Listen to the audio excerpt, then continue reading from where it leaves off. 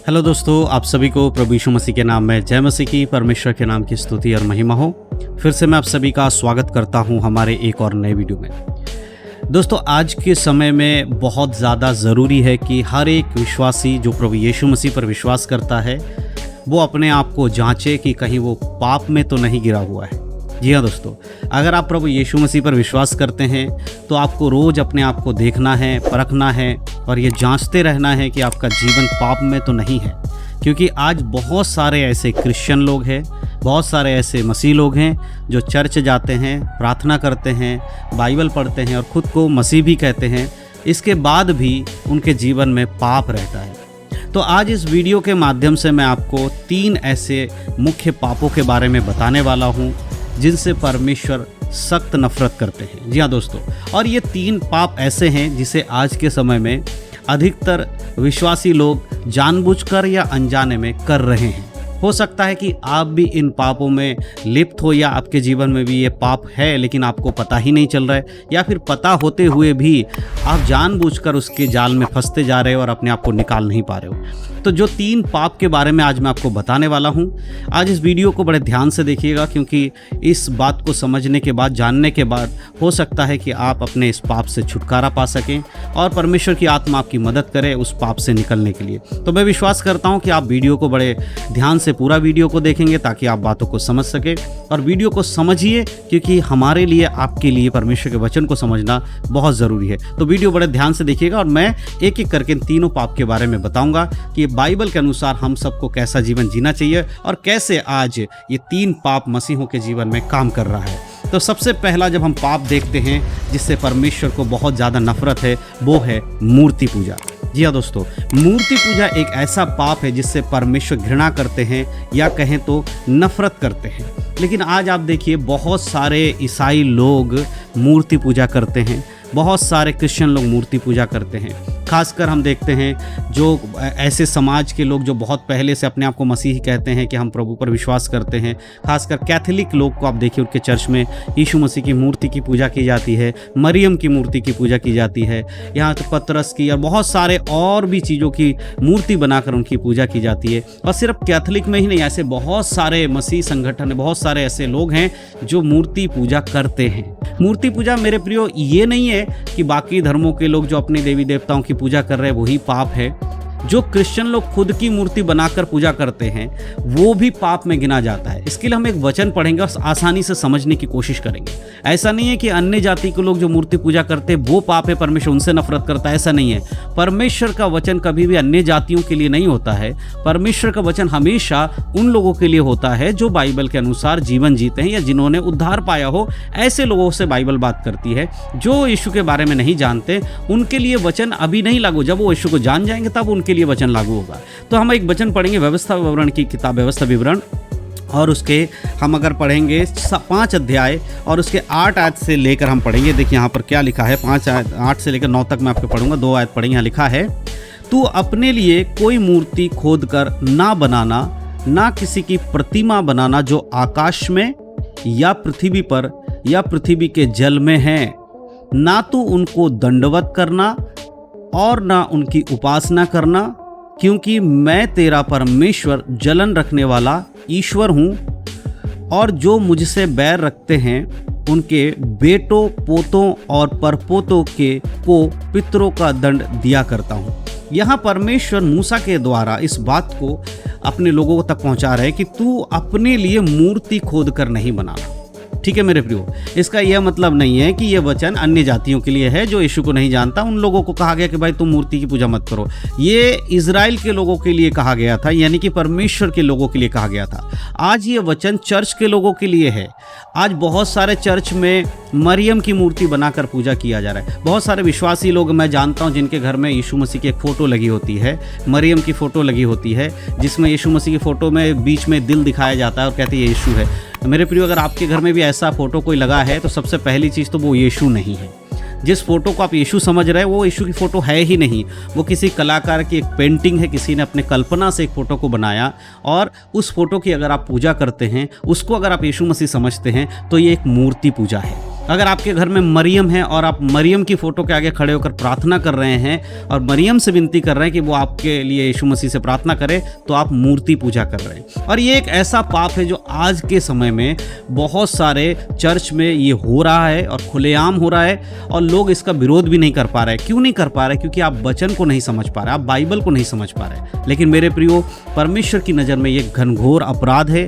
प्रभु कभी भी नहीं चाहता कि उसके लोग मूर्ति पूजा करें, ठीक है? तो अगर आप यीशु मसीह की या क्रॉस की या मरियम की पूजा करते हैं, इससे अपने आप को बचाइए। यह मूर्ति पूजा है, और ये जो पाप, जो आज मैं 3 पाप बता रहा, उसमें से ये सबसे बड़ा पाप है, जो परमेश्वर की जो महिमा है आप किसी इस ऐसी चीज़ को दे रहा है जो परमेश्वर है ही नहीं।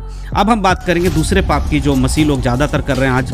दूसरा पाप क्या है? व्यभिचार। जी हाँ दोस्तों, आज बहुत सारे लोग जो है व्यभिचार से लिप्त हो रहे हैं। पहले के समय में इतना नहीं होता था, लेकिन आज बहुत ज़्यादा कॉमन हो गया है व्यभिचार। आज व्यभिचार इस स्तर तक पहुंच गया है कि संसार के लोग उसे व्यभिचार नहीं मानते, उसे कल्चर या एक खुद की इच्छा के अनुसार फ्रीडम बोलकर उस चीज़ को कर रहे हैं। एक ऐसा समय था जब लोगों के अंदर शर्म हया हुआ करती थी, लोग एक दूसरे को देखकर शर्माते थे, लेकिन धीरे धीरे शैतान ने इस दुनिया को अपने उस जाल में फंसा कर आज जो व्यभिचार है वो एक तरीके से ऐसा कानून बनता चला जा रहा है कि भाई व्यभिचार करने में कोई सजा भी नहीं होगी। ऐसा बहुत सारे देशों में हो रहा है। लेकिन मेरे प्रियो, बाइबल कहती है कि व्यभिचार एक ऐसा पाप है जिससे हमें लड़ना नहीं है, परंतु उससे भागना है। जी हाँ, आज देखिए छोटे छोटे बच्चे, जब वो 10, 12 साल, 15 साल के बच्चे होते हैं, आज उनका माइंड उसी समय ऐसी चीज़ों में फंस जाता है जो कि व्यभिचार कहलाता है। आज बहुत सारे छोटे छोटे बच्चे हैं जो प्यार मोहब्बत वाली बातें करने लगते हैं, जिनको अभी अपने माँ बाप से शिक्षा लेने की ज़रूरत है, जिन्हें पढ़ाई में मन लगाने की ज़रूरत है। आज आप देखिए वो बॉयफ्रेंड गर्लफ्रेंड बनाने में लगे हुए हैं, उन्हें लगता है यही सच्चा प्यार है।